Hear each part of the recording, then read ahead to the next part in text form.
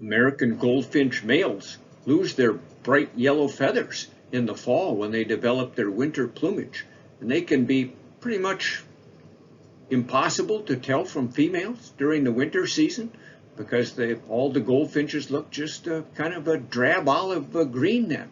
But now as we move into the start of the spring season, meteorological spring starts March 1st.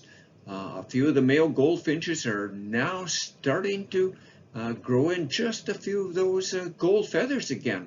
You'll see here on kind of the front of the wings, those golden feathers there. Females would never show those, so this is a male.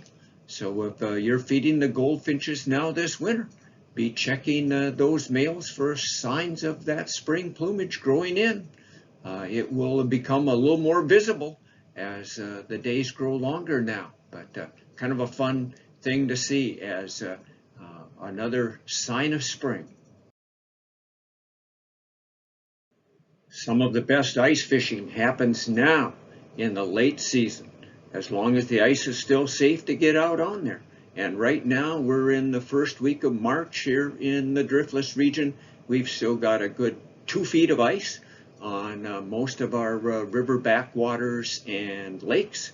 So we've still got some time to go to get out there and enjoy some fantastic ice fishing.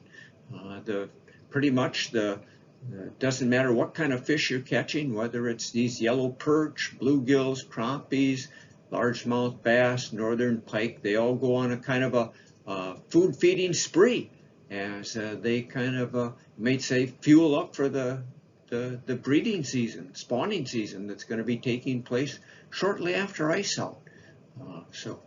For these yellow perch like this, you can use just plain minnows below a bobber, a jig with a waxworm, or maybe a minnow head on it. Pretty much all you're going to need in order to get those fish to bite. And you can either let them go, especially the big females, but if you like to eat fish, and yellow fish are one of the best eating fish out there, keep some of those smaller males to take home and enjoy the feast. We're a long way from summer now in March, but if you're out in the field when July rolls around, be on the lookout for these four-toothed mason wasps on some of the blooming flowers then. The female four-toothed mason wasp will either make a tunnel or maybe find a tunnel of a ground nesting bee, or just a natural tunnel that isn't too big in diameter.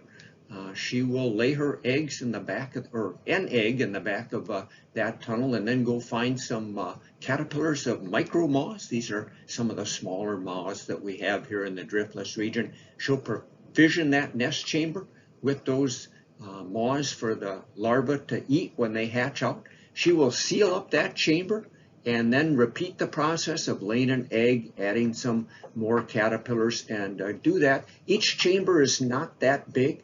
So if she's got a tunnel, she could, maybe have 10 different chambers with the eggs there. She will lay female eggs at the back of the tunnel and male eggs at the front of the tunnel, because the males develop quicker than the females. And then next summer when they hatch out, they won't disturb the females when they pop out of the tunnel, so to speak. Don't ask me how she can tell the male from the female eggs, but she does, that's her job, I guess.